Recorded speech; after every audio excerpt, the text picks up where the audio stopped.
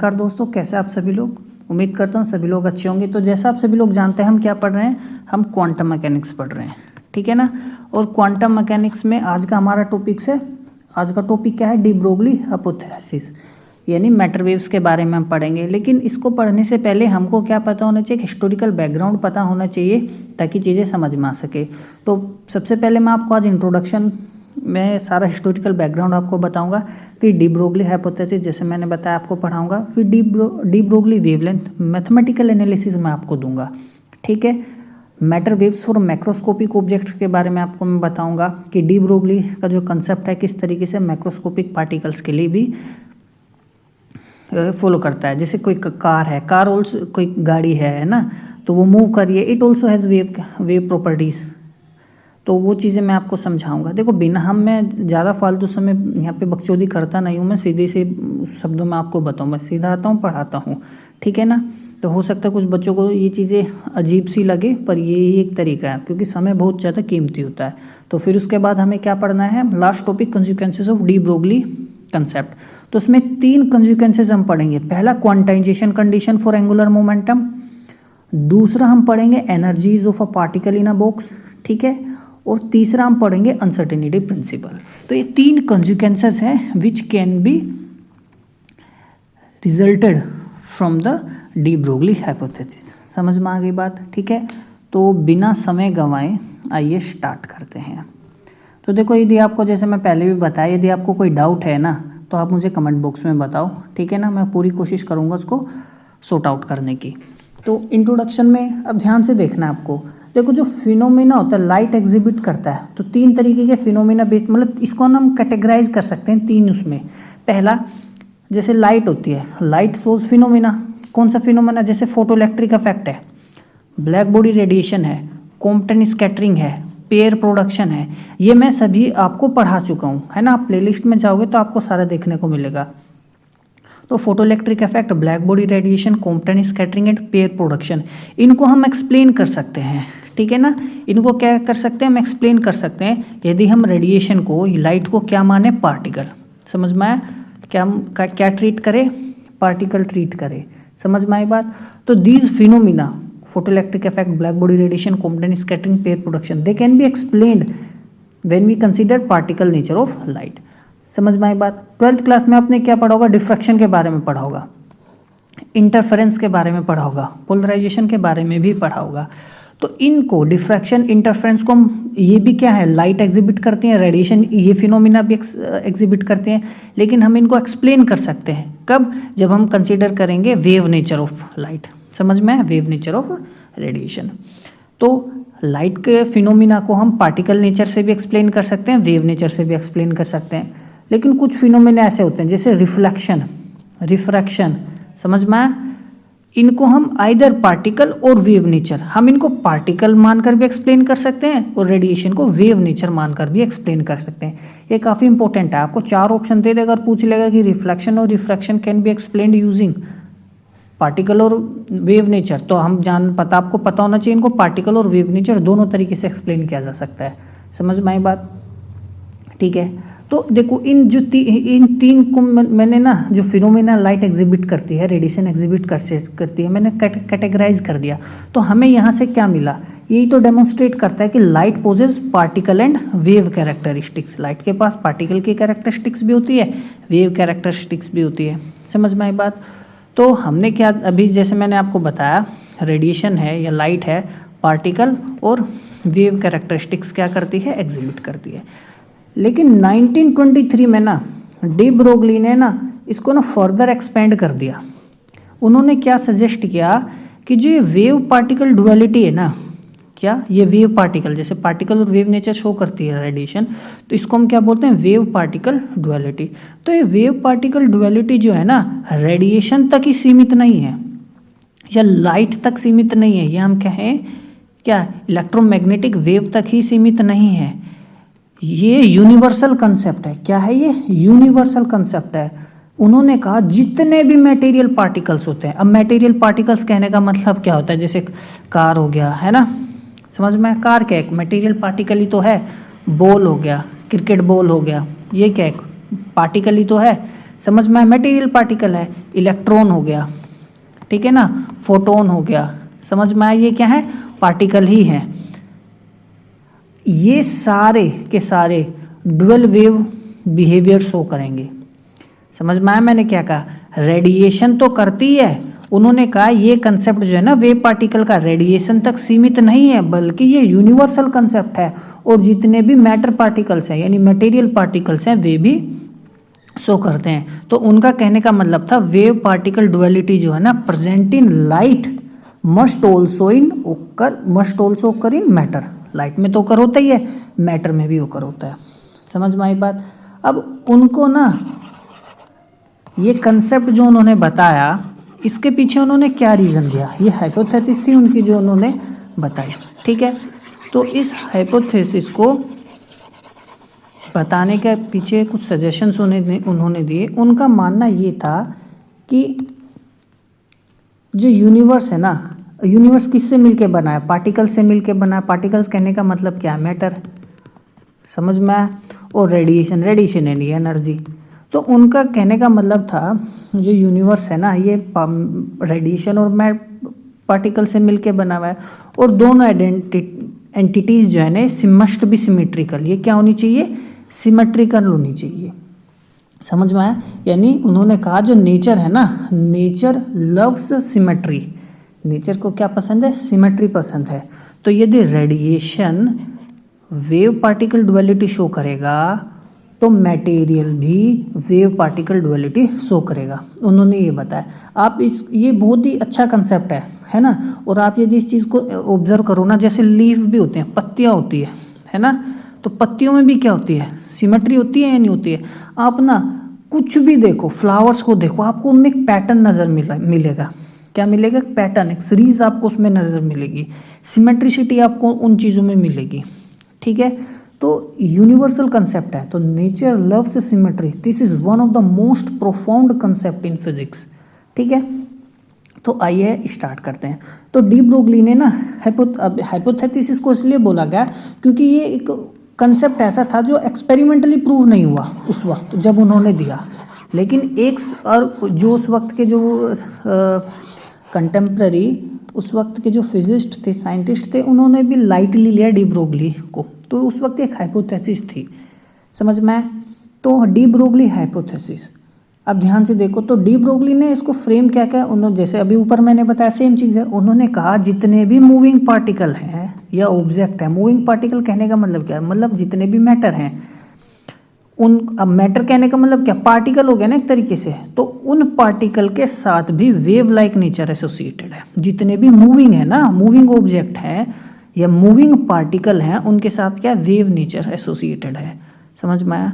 और उस वेव को क्या बोला उन्होंने, मैटर वेव, क्योंकि मैटर है तो मैटर के साथ एक मटेरियल है ना, तो मटेरियल के साथ क्या एसोसिएट होगा, मटेरियल के साथ एक मैटर वेव एसोसिएट होगी। और उस मैटर वेव को उन्होंने क्या नाम दिया, डी ब्रोगली वेवलेंथ। समझ में आ गई बात, ठीक है। और ये इन्वर्सली प्रोपोर्शनल होता है उस पार्टिकल के मोमेंटम के।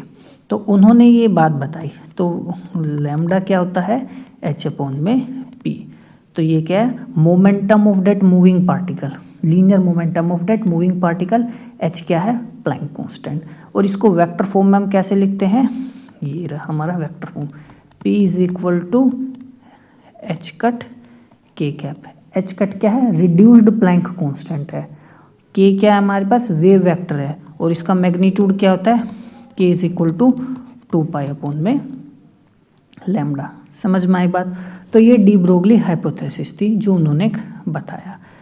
और ये जो डायरेक्शन होती है परपेंडिकुलर, वेव फ्रंट के परपेंडिकुलर होती है, ठीक है। अब जैसे वेव फ्रंट ऐसे मूव कर रहा है ना, तो के वेक्टर क्या होगा, इसके परपेंडिकुलर होगा जैसे। तो ये कंसेप्ट आपको ध्यान रखना है। यदि कोई डाउट हो, जैसे मैं बार बार आपको बोल रहा हूँ, आप मुझे कमेंट बॉक्स में बता सकते हो, ठीक है। तो ये उन्होंने दे तो दिया, लेकिन जैसे मैं बताऊँ एक इंटरेस्टिंग स्टोरी इसके पीछे ये है, तो किसी ने नहीं सुना उनकी बात। लेकिन तो उन्होंने कब दिया, 1923 में। तो उनकी हाइपोथेसिस 1924 में ना आइंस्टाइन के हाथ लग जाती है, ठीक है। वो उसको पढ़ते हैं, स्टडी करते हैं, और वो बोलते हैं ये तो एक रिवोल्यूशनरी कंसेप्ट है। क्या है कि रिवोल्यूशनरी कंसेप्ट है जो डी ब्रोगली ने दिया है। और ये फिर एल्बर्ट आइंस्टाइन क्या करते हैं, इसको फॉरवर्ड करते हैं स्क्रोडिंजर को, ठीक है ना। स्क्रोडिंजर को क्या करते हैं, डी ब्रोगली की जो थीसिस थी उसको फॉरवर्ड करते हैं, और फिर उसी के बाद डी ब्रोगली जो है ना, डी ब्रोगली इक्वेशन का कंसेप्ट देते हैं मैटर वेव्स के लिए। फिर वो फर्दर एक्सटेंड होती हैं चीज़ें उसमें। समझ में आई बात। तो ये बहुत ही प्रोफाउंड कंसेप्ट है। तो थैंक्स टू एल्बर्ट आइंस्टाइन जिन्होंने डी ब्रोगली वेव जो डी ब्रोगली हाइपोथेसिस थी उसको, क्योंकि सबसे पहले उन्होंने ही कहा कि भाई ये बहुत ही अच्छा रिवोल्यूशनरी कंसेप्ट है, ठीक है ना। फिर चीज़ें आगे फर्दर प्रोसीड हुई और उसको पहचान मिली। अब डी ब्रोगली वेवलेंथ का मैथमेटिकल इंसाइट देखते हैं। अब देखो जैसे हम जानते हैं हमारे पास हम क्या आते हैं, एनर्जी जो होती है ना फोटोन की, फोटोन क्या एक पार्टिकल है ना। एनर्जी जो होती है फोटोन की, यदि उस फोटोन फ्रीक्वेंसी है कितना म्यू, तो एनर्जी कितनी होगी EH म्यू, ठीक है। लेकिन मैं जनरलाइज करूँ, रिलेटिविस्टिक कंसेप्ट भी लगाऊँ इसमें उस पार्टिकल के लिए। तो यदि कोई पार्टिकल है तो यदि फ्रीक्वेंसी म्यू है तो एनर्जी कितनी होगी EH म्यू। लेकिन यदि वो मूव कर रहा है ना पार्टिकल, ठीक है ना, और उसमें कितनी एनर्जी होनी चाहिए, is equal to P² C² plus m0² C⁴ है ना। एनर्जी ड्यू टू मोशन, और ये क्या होगा इसकी rest mass energy, m0 C² होती है रेस्ट मास एनर्जी। समझ में आया। तो हम रिलेटिविस्टिक कंसेप्ट इस्तेमाल कर रहे हैं पार्टिकल के लिए। ये एक जनरलाइज्ड है, क्या है, जनरलाइज्ड कंसेप्ट इस्तेमाल किया है। लेकिन हमने जैसे कहा फोटोन की एनर्जी तो is equal to H mu होती है, तो फोटोन भी क्या है, पार्टिकल ही तो है। तो रिलेटिविस्टिकली उसकी एनर्जी कितनी होनी चाहिए, इतनी होनी चाहिए। ये दोनों इक्वल ही है, ये वाला ही इक्वल ही है। समझ में। यदि फ्रीक्वेंसी की टर्म्स में एनर्जी लिखेंगे तो ये लिखेंगे। समझ में आई बात। और रिलेटिविस्टिकली इसकी एनर्जी ये है, दोनों ही क्या है, सेम है। लेकिन जो फोटोन होता है ना, पार्टिकल ही है, तो उसका जो रेस्ट मास होता है 0 होता है। उसको रेस्ट में कभी देखा ही नहीं गया है, ऑब्जर्व ही नहीं किया गया, तो रेस्ट मास क्या होता है, उसका 0 होता है। तो रेस्ट मास 0 होता है तो ये टर्म गायब होगी, तो E² is equal to P² C² आ गया। और यहाँ से मेरे पास P कितना आ गया, E/C। समझ में आया, ठीक है। तो ये मेरे पास मोमेंटम आ गया फोटोन का, एक तरीके से क्या आ गया, मोमेंटम आ गया फोटोन का एनर्जी की टर्म्स में। समझ में आया कंसेप्ट या नहीं आया, ठीक है ना। अब ध्यान से देखो, तो क्या करना है, देखो लेकिन उसका तो एनर्जी तो फोटोन का H म्यू भी है ना, अपॉन में C। तो H म्यू अपॉन C क्या हो गया, मोमेंटम हो गया। और म्यू अपॉन C को क्या लिखते हैं हम, lambda. C is equal to mu lambda होता है ना, तो म्यू इसको हमने क्या लिख लिया, लैम्डा। तो यही तो दिया था, किसने बताया था, डी ब्रोगली ने। जो वेवलेंथ होगी ना फोटोन की, लैम्डा ये लैम्डा इधर चला जाएगा, P नीचे आएगा, lambda is equal to H upon में P is equal to H upon में mv। तो ये एक तरीके से क्या हो गई, डेरिवेशन हो गई, क्या हो गई, डेरिवेशन हो गई डी ब्रोगली वेवलेंथ की, डी ब्रोगली वेवलेंथ। समझ में आई बात, ठीक है। तो देखो अब ये तो फोटोन है, फोटोन रेडिएशन का ही तो है ये, लेकिन इसीलिए तो डी ब्रोगली ने क्या कहा था, इसी को ना एक्सटेंड कर दिया था मूविंग पार्टिकल्स के लिए भी। फोटोन क्या रेडिएशन ही तो है, तो उन्होंने कहा मूविंग पार्टिकल्स का भी यही वेवलेंथ होगी, suggesting that exhibit wave like properties, वो भी वेव लाइक प्रॉपर्टी शो करेंगे, है ना। समझ में आए। तो यदि वो म्यू फ्रीक्वेंसी से चलेंगे, वेवलेंथ लैम्डा होगा, तो उनके पास भी same energy same wavelength process करेंगे। तो ये हमारे पास है, तो उनका वेवलेंथ कितना होगा, मटेरियल पार्टिकल्स का भी ये होगा। और उनकी वेव्स को क्या कहेंगे, मैटर वेव्स कहेंगे। और फोटोन वगैरह की वेव्स को क्या बोलते हैं, इलेक्ट्रोमैग्नेटिक वेव्स, ठीक है ना। फोटोन है तो क्या बोलते हैं इसके, इलेक्ट्रोमैग्नेटिक वेव। तो यदि कोई पार्टिकल है ना, मटेरियल पार्टिकल है, यदि कोई मटेरियल पार्टिकल है तो क्या बोलेंगे, मैटर वेव। समझ में आई बात, ठीक है।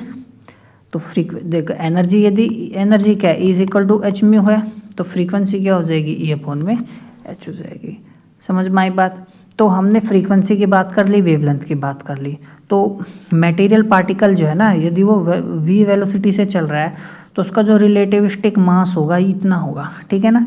अभी आपने उसमें पढ़ा होगा मैकेनिक्स में, तो ध्यान से यदि आप देखो ना, मास जो होता है ना, हमने तो आपने पढ़ा होगा मास क्या है, कांस्टेंट होता है ना, लेकिन मास कांस्टेंट नहीं होता। मास जो होता है ना किस पर डिपेंड करता है, mass depends on the velocity of object, या हम कह सकते हैं ऑन द मोशन, मोशन पे डिपेंड करता है। मूविंग ऑब्जेक्ट्स का मास डिफरेंट होता है जब वो रेस्ट में होता है उससे। तो एक जो जनरल मास का जो फॉर्मूला होता है, एक्सप्रेशन होता है, वो ये होता है हमारे पास। समझ में आई बात, ठीक है। तो ये जनरल है, ठीक है। अच्छा, तो मास बता दिया मैंने आपको, मटेरियल पार्टिकल का क्या है, वेवलेंथ बता दी, फ्रीक्वेंसी आपको बता दी, ठीक है ना। तो मोमेंटम को हम इस तरीके से लिख सकते हैं, ये क्या होता है, रिड्यूस्ड प्लैंक कांस्टेंट। ये क्या होता है, वेव वेक्टर का मैग्नीट्यूड है, k = 2π/λ। अब देखो, आप ये मैं आपको बताता हूँ ये कहाँ कैसे है। देखो, हम जानते हैं कि लैम्डा = h/p तो लिखा था मैंने, यही तो होता है डी ब्रोगली वेवलेंथ, है ना। या मैं इसको ऐसे लिखूँ, p = h/λ, ठीक है। समझ में आई बात। तो यदि मैं p को इसको मैं ना क्या करता हूँ, 2π से डिवाइड करता हूँ। तो यदि मैं 2π/h 2π/λ, देखो ये जो है इसको हम बोलते हैं, क्या बोलते हैं, रिड्यूस्ड प्लैंक कांस्टेंट। तो ये तो हो गया h कट, ठीक है ना। समझ में आई बात। अच्छा, और ये जो मेरे पास क्या है, 2π/λ, 2π/λ को क्या बोलते हैं, k। तो ये मेरे पास क्या आ गया, मैग्नीट्यूड आ गया किसका, मोमेंटम का, in terms of wave vector. यदि वेक्टर की फॉर्म में लिखूंगा तो ये भी एक वेक्टर होता है, इस पर साइन लगा दूंगा, और ये क्या है, वेव वेक्टर है, इस पर एक साइन लगा दूंगा वेक्टर का। समझ में आया, p = h कैसे आया, ठीक है। और यदि बात करूँ एनर्जी की, तो एनर्जी हम किससे लिखते हैं, E = h𝜇 तो होता है ना। और यदि मैं इसको ऐसे लिख लूँ, h/2π, क्योंकि ओमेगा की वैल्यू क्या आती है, ये क्या है हमारे पास, एंगुलर फ्रीक्वेंसी है, ये लीनियर फ्रीक्वेंसी है, तो ये ω/2π हो गया। और इसी को हम क्या लिखते हैं, reduced Planck constant, h cut, और ये क्या होगा, ओमेगा। समझ में आई बात, ठीक है। तो यही इक्वेशंस हैं जो वेव पार्टिकल डुअलिटी को यूनिफाई करती हैं, एक फोटोन हो या मूविंग पार्टिकल्स हो। तो ये लाइन ध्यान रखना, यही हमें कुछ 2-4 इक्वेशंस है जो क्या करनी है, ध्यान रखनी है। तो ये वेव पार्टिकल डुअलिटी को बन जाने, जैसे बताया वेव की तरह बिहेव कर रहा है तब भी ये एनर्जी लगाओ, वेवलेंथ की तरह वो पार्टिकल की तरह है तब हम निकाल सकते हैं। समझ में आई बात। अब बात करें हम यदि matter waves for macroscopic objects. देखो, इतना तो हम जानते ही हैं कि जो माइक्रोस्कोपिक पार्टिकल्स होते हैं, जैसे कि इलेक्ट्रॉन होता है ना, फोटोन होता है, ये क्या है, माइक्रोस्कोपिक पार्टिकल्स हैं, प्रोटॉन है, न्यूट्रॉन है, ठीक है ना। तो ये सारे वेव बिहेवियर शो करते हैं, क्या करते हैं, वेव बिहेवियर। आपने ना डिफ्रैक्शन का एक्सपेरिमेंट किया होगा, है ना। तो जो मैक्रोस्कोपिक पार्टिकल्स होते हैं वो क्या शो करते हैं, इलेक्ट्रॉन, प्रोटॉन, जैसे मैंने अभी बताया, वेव बिहेवियर शो करते हैं, ठीक है ना। एक एग्जांपल जैसे मैंने इंटरफेरेंस होता है उसमें आप देख सकते हो। अच्छा, तो लेकिन मैक्रोस्कोपिक ऑब्जेक्ट्स यदि बात करें, किसकी, मैक्रोस्कोपिक, तो क्या वो भी वेव प्रॉपर्टी शो करेंगे, तो आंसर है हाँ, क्योंकि डी ब्रोगली ने कहा, क्या कहा, सब एटॉमिक पार्टिकल्स हो, कैसा भी पार्टिकल हो, मटेरियल पार्टिकल होना चाहिए, वो वेव प्रॉपर्टी शो करेगा। वो पार्टिकल है तो वो वेव शो करेगा। समझ में आई बात। तो यानी डुअल नेचर शो करेगा। तो जो मैक्रोस्कोपिक ऑब्जेक्ट्स होते हैं उनका जो वेवलेंथ होता है ना, बहुत ही स्मॉल होता है। क्या होता है, बहुत ही स्मॉल होता है, और वो अनडिटेक्टेबल होता है ना, बाय करंट एक्सपेरिमेंट्स या बाय करंट मेथड्स। ऐसे मेथड है ही नहीं कि हम उसको डिज़ाइन कर सके। ये लाइन आपको समझ में आएगी जब मैं आपको एक एग्जांपल दूंगा अभी नीचे, ठीक है ना। समझ में आई बात। तो अभी ध्यान से देखना। तो जो मैक्रोस्कोपिक ऑब्जेक्ट्स होते हैं ना, बहुत मैसिव होते हैं, तो उनकी डी ब्रोगली वेवलेंथ को हम डिटेक्ट नहीं कर पा सकते। तो हम इसको यहाँ पे आप देख सकते, देखो लैम्डा = क्या होता है, h/p। ये मैं बात करूँ h/mv। ये जितना ज़्यादा होगा, मैसिव होगा, तो जैसे कार ले लो, एक कार है ना, तो कार का मास तो बहुत ज़्यादा होता है, वेवलेंथ बहुत कम आएगी। ये वेवलेंथ इतनी कम आएगी कि ये अप्रोक्सीमेटली 0 ही होती है, और हमारे पास ऐसे मेथड ही नहीं है कि हम उसको डिटेक्ट कर सकें। तो हमको तो लगता है कार ऐसे सीधी रेखा में जा रही है, समझ में आई बात, यानी वो एक पार्टिकल की तरह बिहेव कर रही है, समझ में, यानी हम उस कार का वेव नेचर पता ही नहीं कर पा रहे हैं। तो जो वेवलेंथ होती है बहुत स्मॉल होती है, अनडिटेक्टेबल होती है, क्यों, क्योंकि मैसिव ऑब्जेक्ट्स होते हैं, मास ज़्यादा होगा तो वेवलेंथ तो कम आएगी। लेकिन माइक्रोस्कोपिक पार्टिकल्स की यदि बात करें तो मास कम होगा तो वेवलेंथ आ गई ज़्यादा, वेवलेंथ ज़्यादा आ जाती है तो हम डिटेक्ट कर पाते हैं। तो वेवलेंथ जो होती है कंपेरेबल होती हैं या उनके खुद जो पार्टिकल होता है उसके साइज से ज़्यादा होती है, और हम उसका क्या कर सकते हैं, वेव नेचर डिटेक्ट कर सकते हैं। एक जनरल रूल मैं आपको बताता हूँ, ये जो सारा कंसेप्ट है समझ में आ जाएगा। अब ध्यान से देखो, जो डी ब्रोगली वेवलेंथ है ना ऑब्जेक्ट की, यदि कंपेरेबल है या उसके साइज से ज़्यादा है, आप इमेजिन करो, ठीक है ना, क्या इमेजिन करना है। अब देखो, यदि मेरे पास कार है, ठीक है, और जो वेवलेंथ, मान लो कार का जो वेवलेंथ है कितना है, मान लो, चलो थोड़ा सा वो ले लेता हूँ ताकि आपको मतलब विजुअलाइज करने में आसानी हो।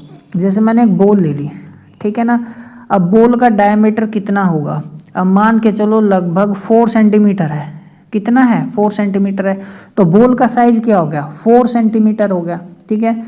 यदि वेवलेंथ भी 4 सेंटीमीटर आ जाए, यानी कंपेरेबल आ गई साइज के, या 4 सेंटीमीटर से क्या हो जाए ज़्यादा हो जाए, 5 सेंटीमीटर 6 सेंटीमीटर, तो डिटेक्टेबल होगी वेवलेंथ इस बॉल की, बिल्कुल डिटेक्टेबल होगी, समझ में आया, बिल्कुल डिटेक्टेबल होगी। तो वही कह रहा है, यदि डी ब्रोगली वेवलेंथ साइज के कंपेरेबल हो या साइज से ज़्यादा हो तो वेव नेचर पता कर सकते हैं, डिटेक्टेबल हो सकता है, और हम उसको नेग्लेक्ट नहीं कर सकते, समझ में आई बात। तो यदि डी ब्रोगली वेवलेंथ है किसी ऑब्जेक्ट की, साइज के कंपेरेबल है या वेवलेंथ साइज से ज़्यादा है, तो उसका वेव नेचर डिटेक्ट किया जा सकता है, ठीक है ना, समझ में आ की बात।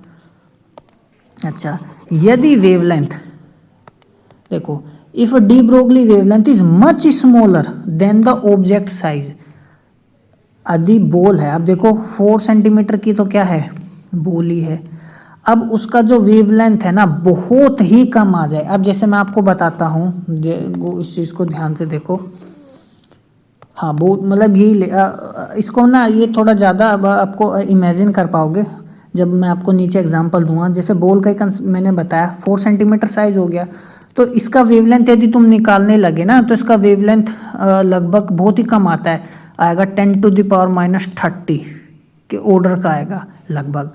तो 10⁻⁻, देखो साइज तो 4 सेंटीमीटर है, ऑब्जर्वेबल है, और इसका वेवलेंथ कितना कम आ रहा है, ये डिटेक्ट ही नहीं कर पाओगे, हम डिटेक्ट ही नहीं कर सकते इसको, जो प्रेजेंट हमारे पास एक्सपेरिमेंट है। लेकिन है तो वेवलेंथ तो है, वेवलेंथ तो आया, समझ में आया, यानी वेव नेचर तो है, लेकिन वेव नेचर को डिटेक्ट नहीं कर पा रहे हैं हम उसको।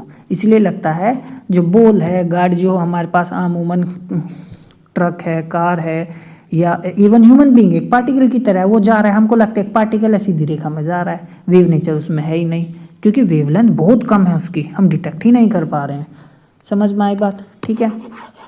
तो ये चीज़ है। तो वेवलेंथ हम कब डिटेक्ट कर पाएंगे, यदि वेवलेंथ ऑब्जेक्ट के कंपेरेबल हो साइज के, साइज से ज़्यादा हो तो वेव नेचर पता कर पाएंगे। यदि वेवलेंथ ऑब्जेक्ट के साइज से बहुत कम हो तो पता ही नहीं कर, हाँ, वेवलेंथ यदि साइज से कम हो तो हम वेव बिहेवियर पता नहीं कर पाएंगे। जैसे कि एग्जांपल है यहाँ पर, बहुत अच्छा example, microscopic versus macroscopic particle. तो इसको ना मैंने इलस्ट्रेट करने के लिए ना डी ब्रोगली वेवलेंथ को 2 पार्टिकल ले लिए। माइक्रोस्कोपिक कहने का मतलब है एक तो इलेक्ट्रॉन ले लिया, और बड़ा पार्टिकल कहने का मतलब है एक बेसबॉल ले ली, ठीक है। तो यदि इलेक्ट्रॉन की मैं बात करूँ तो इलेक्ट्रॉन की वेलोसिटी कितनी, 10⁻⁶ मीटर पर सेकेंड, यानी 1 सेकेंड में 10⁻⁶ मीटर चल रहा है, समझ में आई बात, लाखों में 1 लाख मीटर के आसपास चल गया वो, देखो 1 सेकेंड में। तो देखो उसका वेवलेंथ यदि मैं निकालूँ इलेक्ट्रॉन का, तो लैम्डा = h/mv, तो हमने प्लैंक्स कांस्टेंट का वैल्यू रख दिया, मास ले लिया इलेक्ट्रॉन का, और वेलोसिटी ले ली 10⁻⁶। तो वेवलेंथ कितनी आ गई, 10⁻⁻10 मीटर आ गई, समझ में आया। तो देखो वेवलेंथ जो है ना order of size of atom की है, एटम भी लगभग इतना ही साइज का होता है, बल्कि न्यूक्लियस कितना होता है 10⁻⁻15 होता है, समझ में आया। इतना साइज न्यूक्लियस का साइज लगभग 10⁻⁻15 ही होता है, ठीक है। तो इतना साइज तो हम आसानी से डिटेक्ट एक्सपेरिमेंटली भी वैसे भी सब मेजर कर सकते हैं, ये मेजरेबल क्वांटिटी है। जितना लगभग इलेक्ट्रॉन के साइज भी जो होता है लगभग इतना ही होता है, तो इलेक्ट्रॉन का वेव प्रॉपर्टी सिग्निफिकेंट है, वो डिटेक्टेबल है। यदि हम बेसबॉल की बात करें, देखो तो बेसबॉल का मास कितना हो गया, लगभग 0.145 ग्राम मास ले लिया, ठीक है ना, लगभग 150 ग्राम के आसपास है ये। वेलोसिटी ले ली 30 मीटर पर सेकंड, यानी 1 सेकंड में कितना चल रहा है, 30 मीटर चल रहा है। समझ में आ गई बात। तो वेवलेंथ निकालेंगे डी ब्रोगली, तो lambda is equal to h upon में म्यू, सारी वैल्यूज हमने रख दी। तो देखो कितना आ रहा है, 10 टू द पावर माइनस के 4। देखो बेसबॉल का जो साइज होगा, बेसबॉल इमेजिन करके यदि तुम देखो ना, लगभग 30 सेंटीमीटर के आसपास होती है, यानी 0.3 मीटर। अब देखो कोई बेसबॉल 0.3 मीटर का साइज है और उसका वेवलेंथ कितना, 10 to the power minus 34 metre, कितना कम है। इमेजिन करो, क्या आप देख पाओगे बेसबॉल को कि वेव नेचर है? नग्न आंखों से तो छोड़ दीजिए, नेक्ड आई से तो हम देख ही नहीं सकते बेसबॉल को का वेव नेचर। एक्सपेरिमेंटली भी हम इतना 10 टू द पावर माइनस 34 जो है इतना नहीं डिटेक्ट कर पाएंगे। समझ में आया? ठीक है, जहाँ तक मुझे ध्यान है शायद अभी तक हम 10 to the power minus 8 metre तक हम मतलब मेजर कर पा रहे हैं experimentally. 10 to the power minus 34 तो लगभग 2 गुना ही हो गया ये, ठीक है। तो ये वेवलेंथ बहुत छोटी होती है, स्मॉलर देन बेसबॉल का साइज है उससे भी कम है। तो समझ में, देखो वो ये 10 to the power minus 2 metre के आसपास का होता है बेसबॉल का साइज, है ना। समझ में आई बात। तो वेव प्रॉपर्टी बेसबॉल की अनडिटेक्टेबल है। देखो वेवलेंथ है तो कम, सही से देखो मास ज़्यादा होगा तो वेवलेंथ तो कम आएगी आएगी। ये मैक्रोस्कोपिक ऑब्जेक्ट था। समझ में आ गई चीज़ें। आगे चलते हैं, बात करते हैं हम consequences of de Broglie wavelength. तो उसमें हमने 3 कंसिक्वेंसेस पढ़ने हैं, तो होते तो काफ़ी हैं। देखो पहला तो क्वांटाइजेशन कंडीशन, क्वांटाइजेशन, ठीक है ना। दूसरा है देखो energies of particle in box, energy of particle in box. तीसरा है अनसर्टेनिटी प्रिंसिपल, प्रिंसिपल। समझ में आए? तो 3 कंसिक्वेंसेस हमें पढ़ने हैं। तो देखो क्वांटाइजेशन कंडीशन जो एंगुलर मोमेंटम की, देखो बोर थ्योरी आपने पढ़ा होगा, तो बोर थ्योरी ने क्या कहा था कि जो एंगुलर मोमेंटम होता है वो क्वांटाइज होता है। उन्होंने क्या दिया था, L is equal to NH upon में 2 पाई, ये बताया था। जहाँ पे n क्या है, प्रिंसिपल क्वांटम नंबर, n का वैल्यू 1 2 3, और h क्या है, प्लैंक कांस्टेंट है ना। L को हम और क्या लिख सकते हैं, NH कट, h कट यानी ये रिड्यूस्ड प्लैंक कांस्टेंट है। हम डी ब्रोगली वेवलेंथ की मदद से इसको प्रूव करके दिखाएंगे आपको। तो देखो जो मोशन होता है इलेक्ट्रॉन का स्टेशनरी सर्कुलर ऑर्बिट में ना, उस is treated as a standing wave with wavelength lambda. अब देखो डी ब्रोगली ना जो तो म्यूजिक लवर थे, क्या थे, म्यूजिक लवर थे वो, उनको म्यूजिक बहुत पसंद था।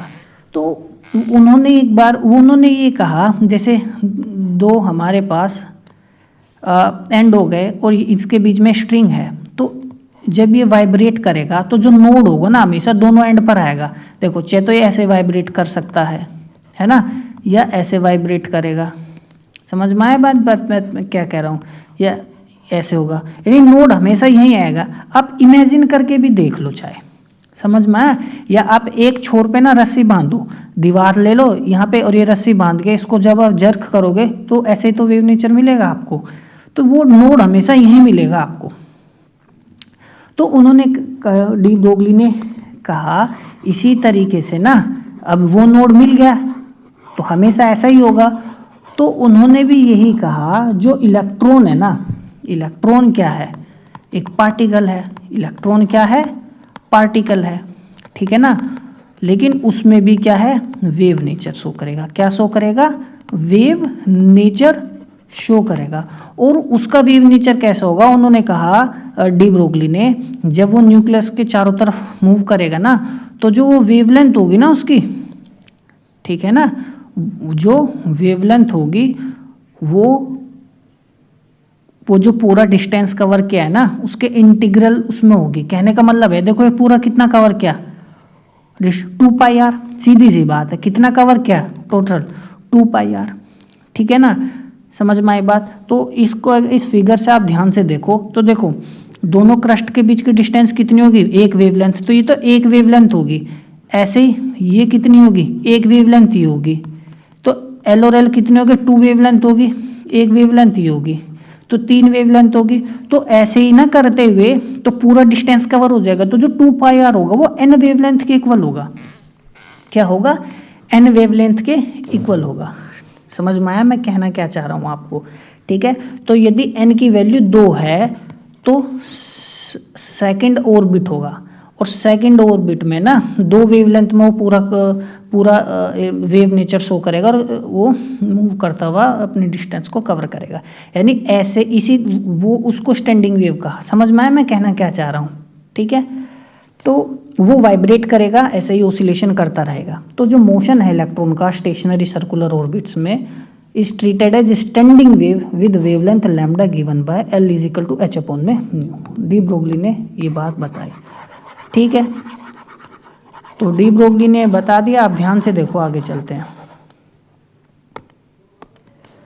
तो जैसे मैंने बताया यदि मास m होगा, v ऑर्बिटल वेलोसिटी है, तो जो सर्कुलर ऑर्बिट होगा ना contains integral number of wavelength, यानी 2 pi R N is equal to N lambda, ठीक है। और लैम्डा की वैल्यू देखो, जब मैंने जैसे बताया था 2 pi R is equal to N lambda, तो एन लैम्डा की वैल्यू क्या रख दी, एच अपॉन में एम वी, ठीक है। अब एच अपॉन में एम वी लिख दी, तो ये मेरे पास क्या 2 पाई आर, तो ये 2 पाई, एक मिनट, ठीक है। तो m में क्या करता हूँ, इसको ना इधर ले जाता हूँ और 2 नीचे ले आता हूँ, 2 पाई, तो M V R is equal to N H upon में 2 पाई। और ये क्या होता है, एंगुलर मोमेंटम होता है, ठीक है ना। और ये एच अपॉन में 2 पाई क्या हो गया, एच कट हो गया। तो ये प्रूव हो गया नहीं हो गया, एन लैम्डा। समझ में आया। तो ये मेरे पास क्वांटाइजेशन कंडीशन आ गई, किसकी, बोर की, बोर्स क्वांटाइजेशन कंडीशन, जो हमने डी ब्रोगली वेवलेंथ की मदद से निकाली। बात यदि हम करें energies of a particle in a box, एक बॉक्स यदि हम कंसीडर कर ले, अब इसमें क्या है, एक पार्टिकल है, ठीक है, तो जिसका मास कितना है, m है, और वो लीनियरली बिटवीन 2 रिजिड वॉल्स, ये लीनियरली मूव कर रहा है इन 2 रिजिड वॉल्स के बीच में, और इन दोनों वॉल्स के बीच की डिस्टेंस कितनी है, लैम्डा ए। तो जो पार्टिकल का मोशन होगा वो क्या बनाएगा, स्टैंडिंग वेव बनाएगा। क्या बनाएगा, स्टैंडिंग वेव। ये लाइन बहुत ज़्यादा इंपॉर्टेंट है। अब देखो, जैसे आप रस्सी ले लो ना, एक 2 एंड पे बांध दो, अब वो रस्सी इसी में कन्फाइन रहेगी और इधर ही स्टैंडिंग वेव बनाएगी। क्या बनाएगी, स्टैंडिंग वेव बनाएगी। समझ में आई बात, ठीक है। तो इसी तरीके से यदि एक बॉक्स में एक पार्टिकल है तो वो जब मूव करेगा तो इधर से उधर ओसिलेट होता रहेगा और उसकी वेव्स क्या होंगी, स्टैंडिंग वेव। वो और कहीं नहीं जाएगा, कन्फाइंड हो गया यहीं पे, स्टैंडिंग वेव है ना, तभी तो नाम स्टैंडिंग वेव मिला, यहाँ कन्फाइंड हो गया। यदि मूवमेंट होती फॉरवर्ड तो स्टैंडिंग वेव थोड़ी ना होती। समझ में। अब जैसे इलेक्ट्रॉन वेव थी तो वो उसी सर्कुलर ऑर्बिट में कन्फाइंड हो गई, तो क्या स्टैंडिंग है, वो स्टैंडिंग वेव है, ठीक है। समझ में आ गई बात। तो ये चीज़ें हैं, तो हम कंसीडर कर लेते हैं एक पार्टिकल बॉक्स में जो स्टैंडिंग वेव परफॉर्म कर रहा है, और उस डिस्टेंस कितना है, ए। तो वेवलेंथ कितना होगा, lambda is equal to H upon 2, de Broglie के हिसाब से। The distance between walls equals N integral number of half wavelength. तो जो ये डिस्टेंस है ना, A is equal to N lambda upon में 2, ये हाफ इंटीग्रल ऑफ वेवलेंथ की फॉर्म में हो सकता है। यानी n का वैल्यू यदि 1 है तो लैम्डा अपॉन 2 आएगा, n का वैल्यू 2 है तो खाली वेवलेंथ आएगा, n का वैल्यू 3 है तो ये 3 लैम्डा अपॉन में 2 आएगा। समझ में आई बात, ठीक है। अब जैसे कि मैं आपको एक एग्जांपल देता हूँ, ध्यान से देखो। यदि ये फॉर्म है तो ये डिस्टेंस कितनी हो गई, a मान लो, तो ए डिस्टेंस ए होगी तो वेवलेंथ ए लैम्डा के इक्वल आ गई, ठीक है। समझ में आई बात। अच्छा, अब ध्यान से देखना, यदि ये केस आ जाए, अब देखो यहाँ से लेके यहाँ तक तो लैम्डा, और यहाँ से ये लेके यहाँ तक लैम्डा अपॉन में 2, तो ये कितना आ गया, एक इसके इक्वल आ जाएगा 3 लैम्डा अपॉन में 2। समझ में आया? इस तरीके से मैं बताना चाह रहा हूँ। यदि ऐसे आ जाए तो ये क्या हो जाएगी, a is equal to lambda upon में 2। तो डिस्टेंस जो है क्या हो गई, n लैम्डा अपॉन 2 की फॉर्म में हो सकती है।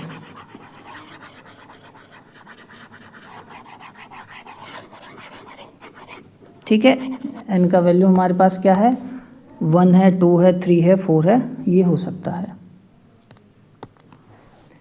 तो यदि हम lambda is equal to H upon P और इसका वैल्यू का इस्तेमाल करें, तब देखो ए क्या है, n लैम्डा अपॉन 2 है, तो लैम्डा की वैल्यू इस्तेमाल करो एच अपॉन में पी, मैंने लिख दी डी ब्रोगली के।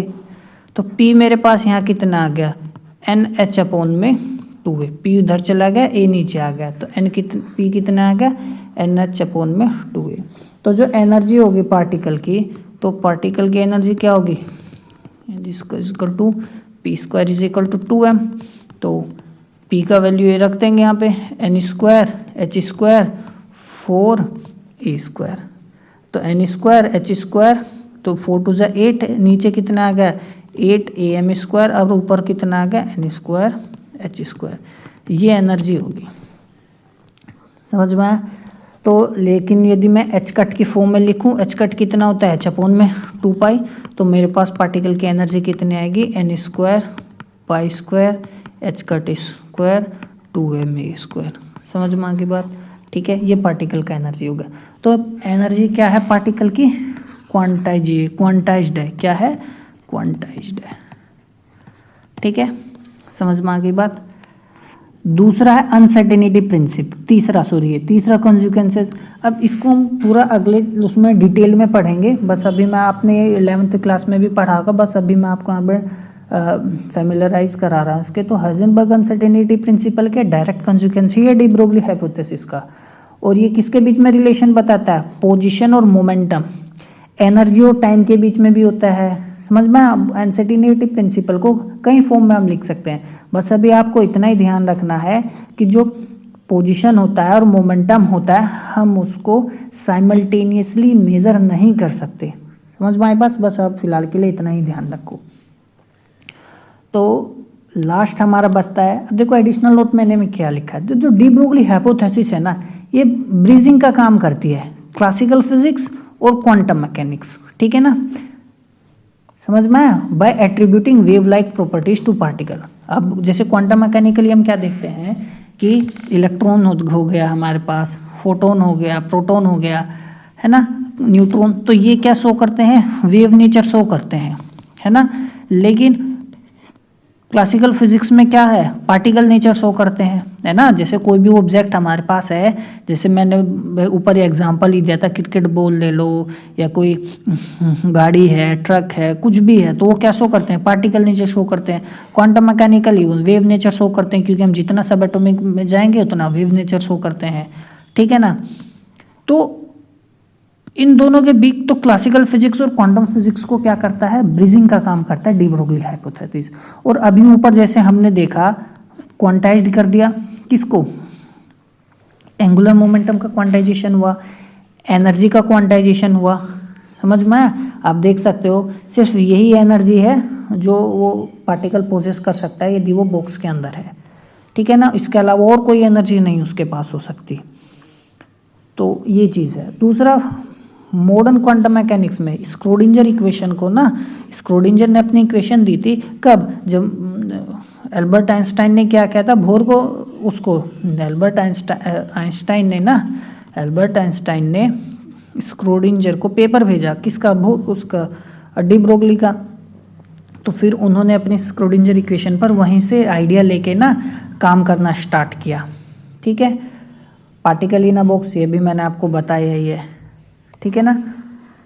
समझ में आई बात। तो fundamental model in quantum mechanics use to study quantum confinement and discrete energy level. तो क्वांटम कन्फाइनमेंट ही तो है, एक पार्टिकल को आपने कन्फाइन कर दिया ए डिस्टेंस पे, और हमने क्या देखा, उसके पास डिस्क्रीट एनर्जी लेवल्स है। क्या है, डिस्क्रीट एनर्जी लेवल्स है। सिर्फ वही एनर्जी लेवल्स प्रोसेस कर सकता है, यानी N square pi square H cut square, ठीक है ना, 2ma²। एन की वैल्यू 1 होगी, ये पाई square H cut square 2ma² आ जाएगा।